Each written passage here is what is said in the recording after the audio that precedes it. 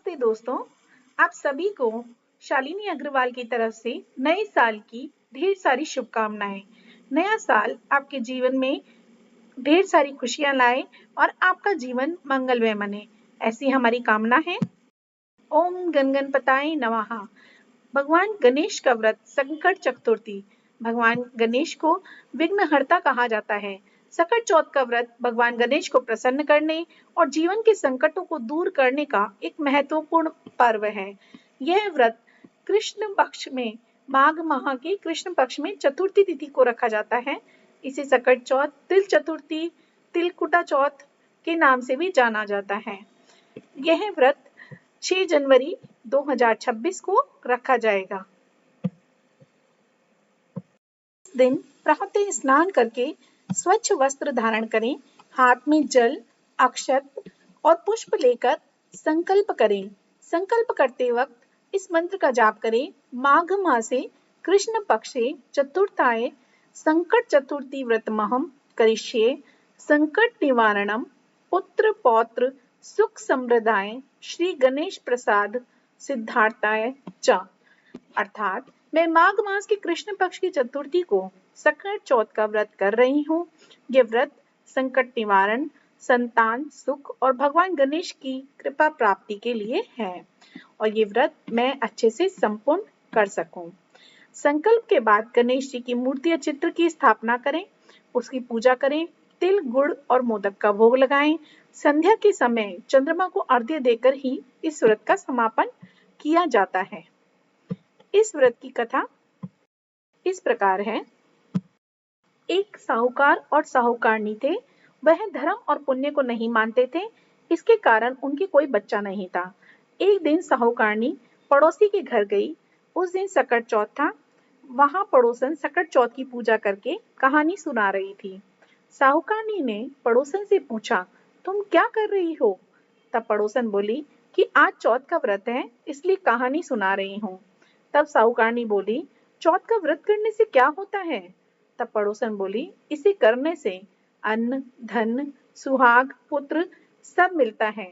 तब साहूकार ने कहा, यदि मेरे गर्भ रह जाए तो मैं 1.25 सेर तिलकुट करूंगी और चौथ का व्रत भी अवश्य करूंगी।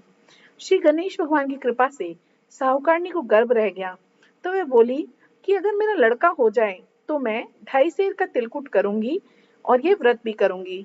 कुछ दिन बाद उसको लड़का भी हो गया तो वह बोली कि हे चौथ माता, मेरे बेटे का विवाह हो जाएगा तो मैं 5.25 सेर का तिलकुट करूंगी।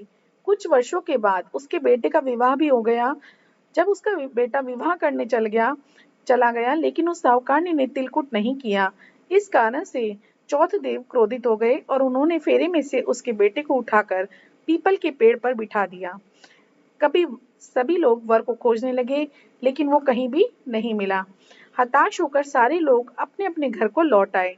इधर जिस लड़की के साथ साहूकार के लड़के का विवाह होने वाला था, वह अपनी सहेलियों के साथ गणगौर पूजने के लिए जंगल में दूब लेने जाने लगी। तभी रास्ते में पीपल के पेड़ से आवाज आई, ओ मेरी अर्धब्याई।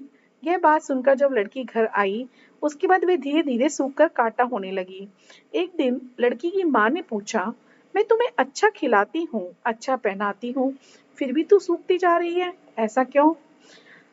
तब लड़की ने अपनी माँ से बोला कि वह जब भी दूब लेने के लिए जाती है जंगल में तो पीपल के पेड़ से एक आदमी बोलता है, ओ मेरी अर्धव्याई। उसने मेहंदी लगा रखी है और सेहरा भी बांध रखा है।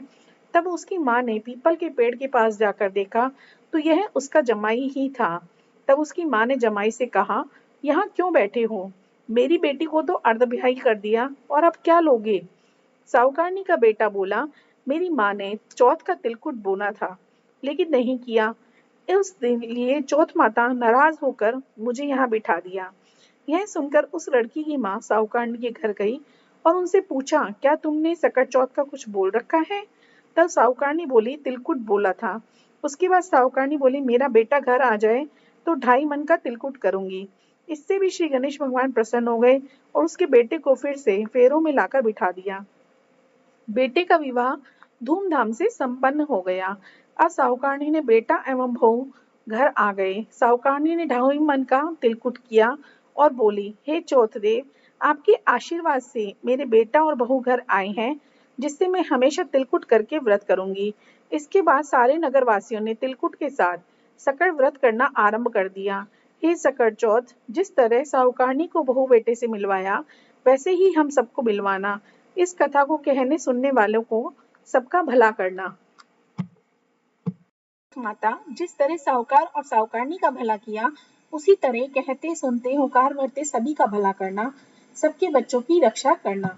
व्रत का पालन श्रद्धा और नियम से करना चाहिए। संतान की दीर्घायु और संकट निवारण के लिए ये व्रत विशेष रूप से फलदायी है। इस दिन तिल और गुड़ का दान भी अवश्य करना चाहिए। चंद्रमा को दर्शन करके और जल अर्पित करके ही इस व्रत का समापन किया जाता है। जब हम चंद्रमा को अर्घ्य दें तो उस वक्त ओम सोमाय नमः इस मंत्र से चंद्रमा का आह्वान करके मंत्र दें, अर्घ्य दें और उसके बाद परिवार के साथ प्रसाद ग्रहण करें। आप सभी को सकट चौथ की ढेर सारी शुभकामनाएं। ओम गणपताय नमः।